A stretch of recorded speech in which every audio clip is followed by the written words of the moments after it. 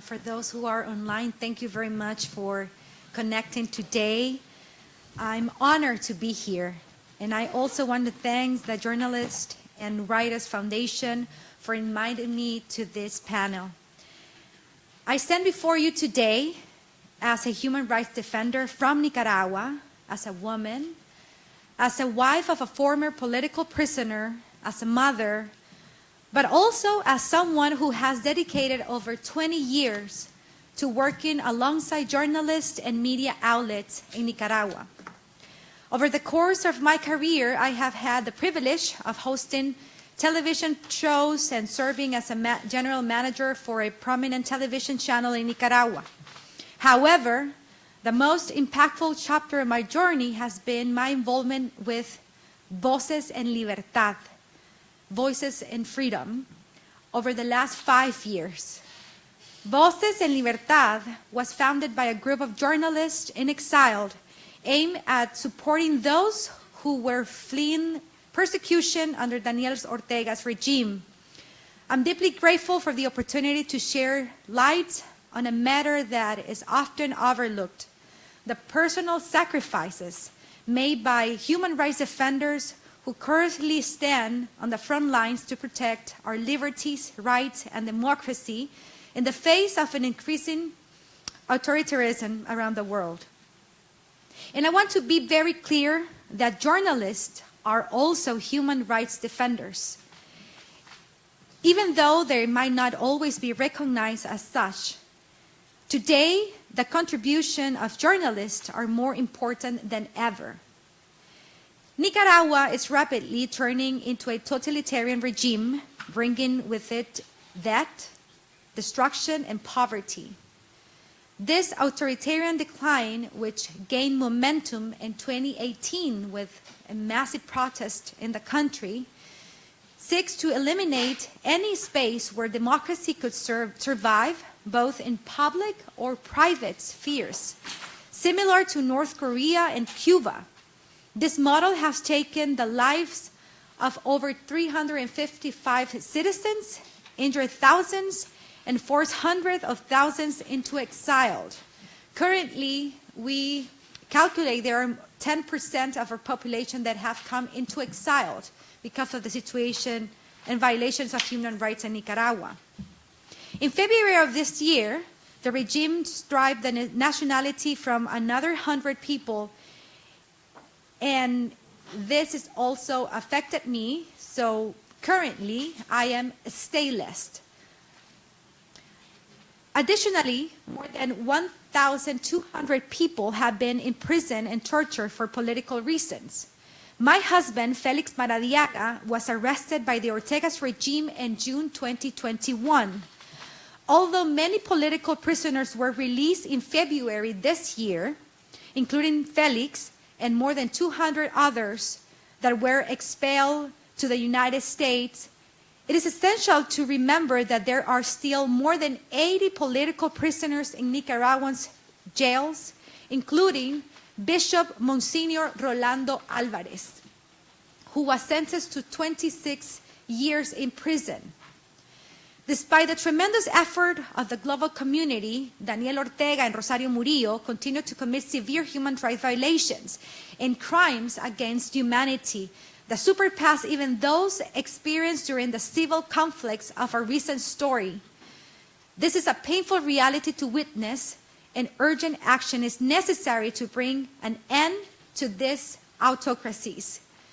The Ortega's regime has engaged in extrajudicial killings, torture, arbitrary detentions, and all manner of violation of our civil and political rights. Especially severe has been the regime's attack on the Catholic Church, including by closing the private universities like Jesuit Order Central American University, the most important university in our country, and other arresting of priests for their sermons, and depriving over 1 million Nicaraguans of the philanthropic and humanitarian service offered by more than 3,000 civic organizations that have been closed in our country. In the last 16 months, over 20 private universities have been closed, and media outlets face censorships.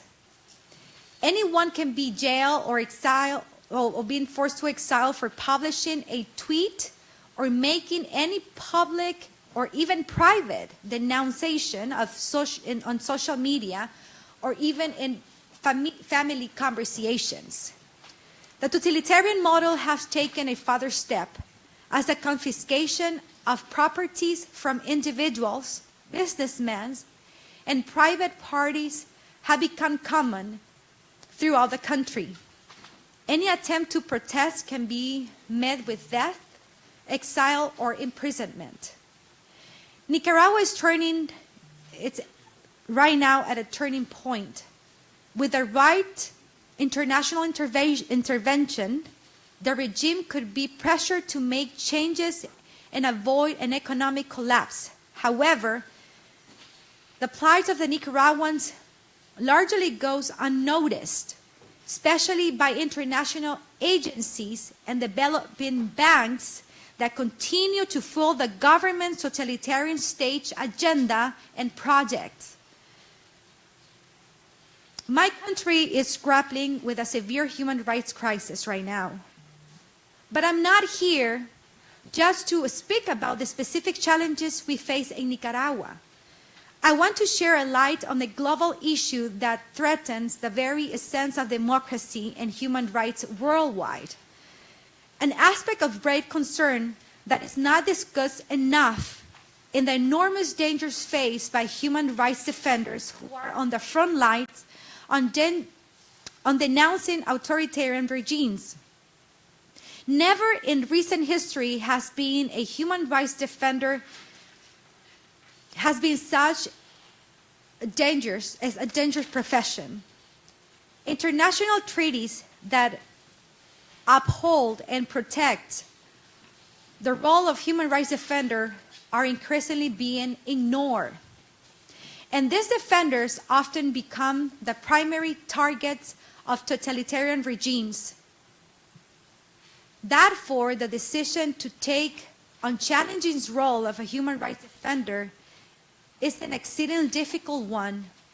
Many defenders are forced into exile, leaving a significant portion of the population defenseless.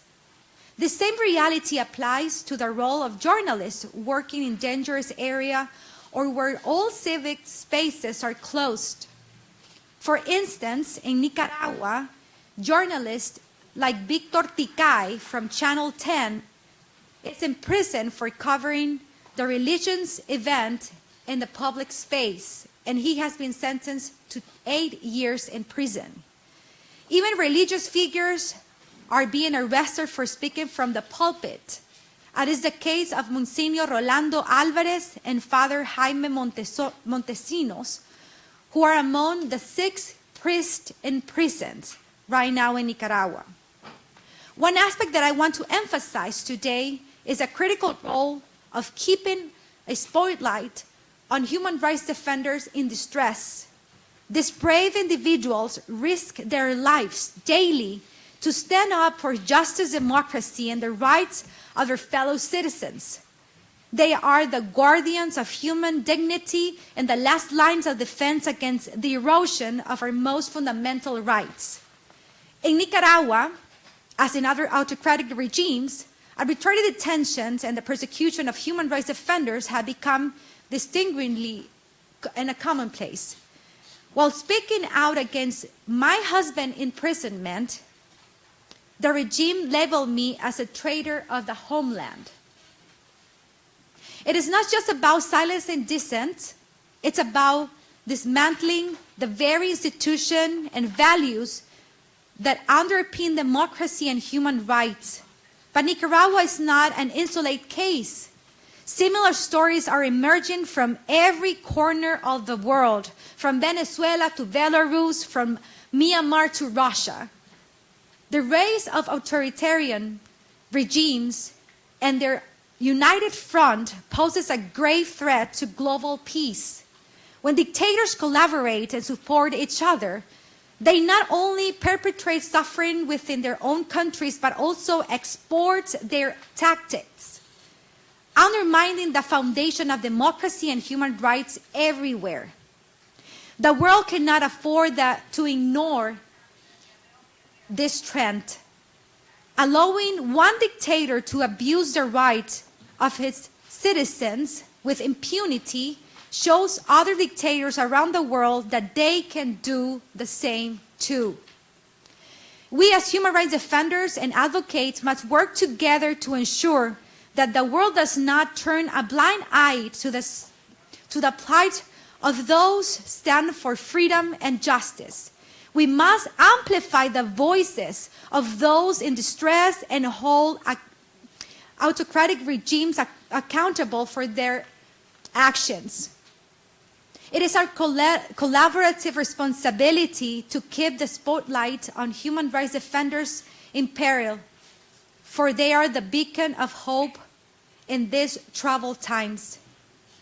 By sharing a light on these struggles, we do not only empower them, but also send a clear message to autocrats that the world is watching, that their action will not go unnoticed or unchallenged. We must leverage our collective strength to pressure governments, institutions, and international bodies to take and stand for democracy, human rights, and the rule of law. In conclusion, the widening gap between the erosion of democracies and the rise of autocracies is a global crisis that demands a united response. We must recognize that the dramatic increase in transnational crimes is not confined to the border of any nation. It threatens the peace and prosperity of the entire world. By keeping a spotlight on human rights defenders in distress, we can raise awareness, build solidarity, and take concrete action to protect the values we hold dear. We know we are strongest when we stand together to confront the obstacles we face. Let us remember that the struggle for human rights is not confined by borders or political ideologies. It is a shared responsibility, a universal cause that unites us all. Together, we can be a powerful force for change, working tirelessly to ensure that democracy, freedom, and human rights prevail over autocracy and oppression. Thank you very much.